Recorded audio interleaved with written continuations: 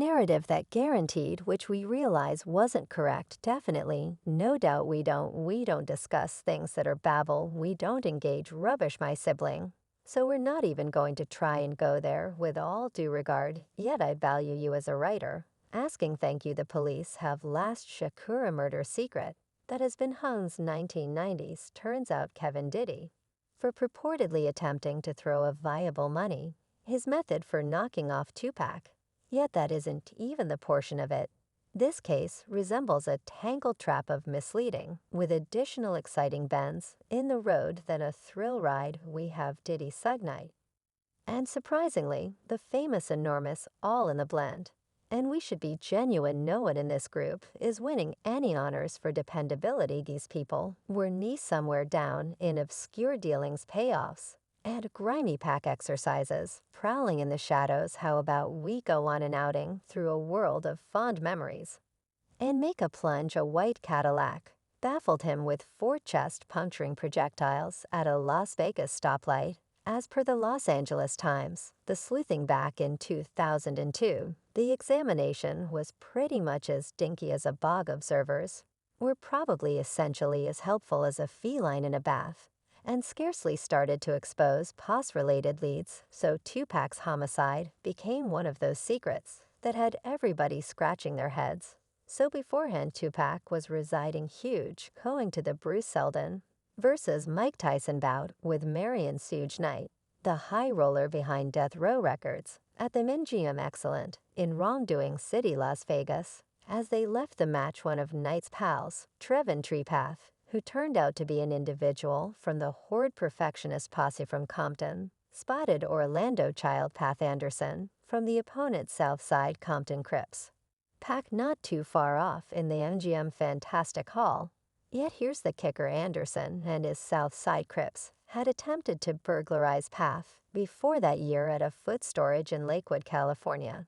So when Shecker found out about this and saw Anderson, he felt free to a punch inquiring as to whether he was repping the South. That punch sent Anderson rambling to the ground.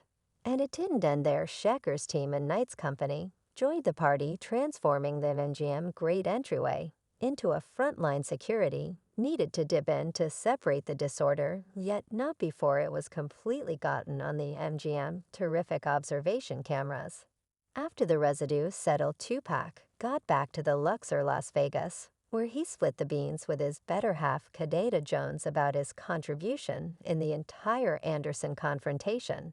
He'd vowed to rejoin with her in the wake of entering the MGM fabulous, yet things veered off in a sharp, unexpected direction. Shecker and Knight jumped into a smooth BMW car, changed into their party gear, and went to Club 662, which, by the way, was claimed around evening time. They were en route to perform at a cause show, and much to anyone's dismay, that would be one of Tupac's last ventures before that grievous night removed him from us everlastingly anyway. It's the witching hour around 11 p.m. in the city of Las Vegas, and Tupac's reality is going to be flipped around. First, he and Suge Knight get pulled over by the Las Vegas Metropolitan Police for shaking out too boisterously and having no tags on their ride, except for, think about the thing, the plates are chilling in the storage compartment, and the officials ultimately let them off with an advance notice. Yet the genuine dramatization unfurls around 11:15 p.m.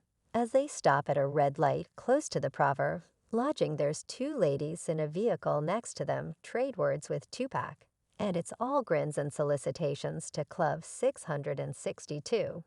Yet that is when things take a vile turn. A white Cadillac pulls up on Knight's right side, and all of a sudden shots ring out from the secondary lounge, 2 times in the chest, once in the arm, and once in the thigh. Guardian Plain Alexander should ride with him in Knight's vehicle, yet wound up in another person's wheels. In the event, they required additional rides from the club.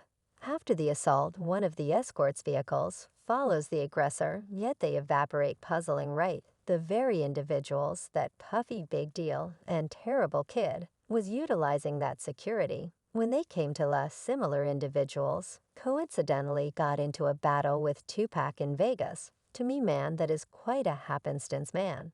I have hardly any familiarity With that yet, I think nothing is unplanned. How could you let the tiniest and the team know that these are the folks who took my train? Notwithstanding evenings a punctured tire on their vehicle, he figures out how to travel Tupac a mile from the scene prior to getting pulled over again by the bicycle watch who at last ready paramedics. They're taken to the college clinical center, simply a short distance from where their wild night started at the Menjima Excellent Gobi, Rahimi a death row music video chief cases that the shooters called the record name and compromised Tupac from a clinic telephone. He reports it to the Las Vegas police, who are excessively overwhelmed to follow up. No assailants at any point appear at the clinic, leaving everybody tense.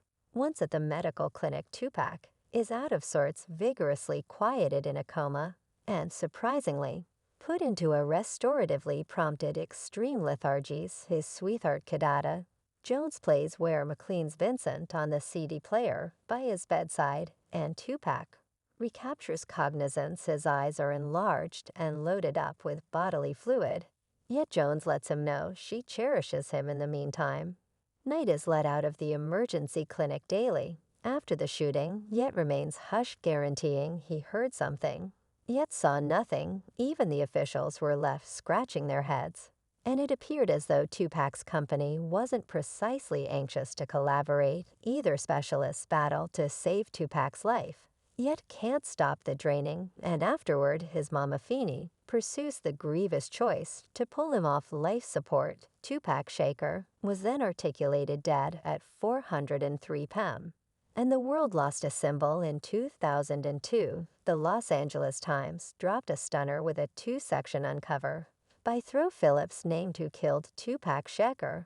It resembled a genuine wrongdoing spine chiller that had all of us as eager and anxious as ever. Phillips guaranteed that the shooting was coordinated by the famous South Side Crips from Compton, looking for retaliation for a pulsating Tupac supposedly gave one of their own only hours before the hitman Orlando Anderson was fingered as the person who discharged those lethal shots. Las Vegas police, anyway, didn't precisely start to perspire researching Anderson. They had just a short visit with him in an irrelevant post-shootout. Anderson met a lamentable end almost 2 years after the fact occurrence, or something more vile now. Here's where it gets considerably juicier. Phillips' article dropped a sensation by ensnaring East Coast rappers, including, in all honesty, Tupac's main enemy, the famous Enormous, and an entire pack of New York City crooks. It resembles a hip jump drama with contentions, mysteries,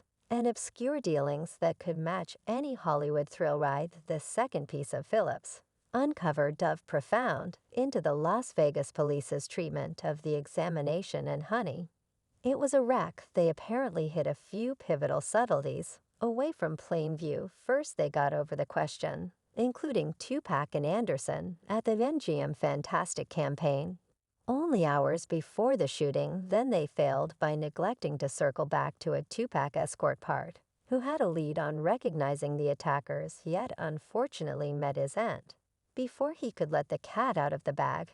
And to finish everything off, they missed an essential lead from a white observer Cadillac, like the one utilized in the shooting anyway, not to fail to remember Dwayne Keffe D. Davis.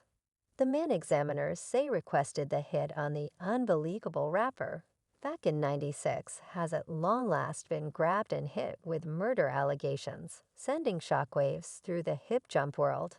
He probably won't be the hitman, yet they call him the mannequin ace in this chilling plot. Keffe has been on agents' radar for a very long time. Lastly, the law has found him in a stunning turn, he admitted in meetings, and surprisingly, let the cat out of the bag in his 2019 tell-all journal. Compton Road Legend. He conceded to giving the firearm utilized in the hit-and-run assault that ended Tupac's life, and presently at 60 he's been caught while going for a comfortable stroll close to his Vegas digs only hours before examiners uncovered a stupendous jury prosecution accusing him of homicide. Yet here's the genuine jaw-dropper Keffe's got an unresolved issue with. In all honesty, seen Diddy brushes, guaranteeing the music magnate requested the hit, purportedly saying, "Man, I need to dispose of them." fellows alluding to Tupac and South Night anyway. As expected, Diddy disregarded Keffe's cases as unadulterated fiction and totally ludicrous Keefe claims that Diddy at first had it out for Knight after that scandalous diss at the 1995 Source Grants. Yet it didn't stop there. Diddy apparently put his focus on Tupac after the Rage diss track hit him up in the midst of at the infamous B.I.G. and Terrible Kid Records. Keefe likewise guaranteed they worked through the contract killer bargain at Greenblatt Steely, where he asked it for a cool $1 million to take out both Tupac and Knight, to which he affirmed Diddy said, "We'll clear their butt out fast, man." It's only here's the kicker. Bistro D says the South Side Crips never saw a dime of Diddy's supposed 500,000 installment. So what do you believe? Was it Diddy behind all of this show? Will he face equity or meander around free, despite the fact that Keefe asserted he was involved?